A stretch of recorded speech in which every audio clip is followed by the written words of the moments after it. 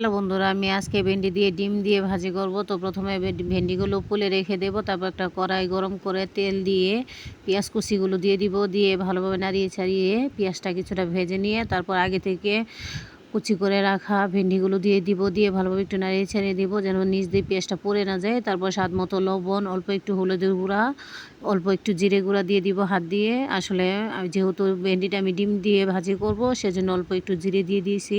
তো আমি এখানে কাঁচামরিচ ব্যবহার করব না, কারণ আমার ছোট মেয়ে আছে, ও খাবে, সেই জন্যে আমরা কাঁচামরিচ নিয়ে নিব। তো দেখুন বন্ধুরা, আমার ভেন্ডিটা কিছুটা ভাজা হয়ে গেছে। এখন মাঝখান দিয়ে ফাঁক করে আগে থেকে ফাটিয়ে রাখা ডিমটা দিয়ে দিব, দিয়ে আবারও ভালোভাবে উপর দিয়ে একটু লবণ দিয়ে দিব ডিমের স্বাদ মতো, দিয়ে ভালোভাবে নাড়িয়ে চাড়িয়ে ভেন্ডিটা ভেজে নেব ডিমের সাথে করে। তো বন্ধুরা দেখুন, আমার ভেন্ডি ভাজিটা দেখতেও কতটা লোভনীয় হয়েছে।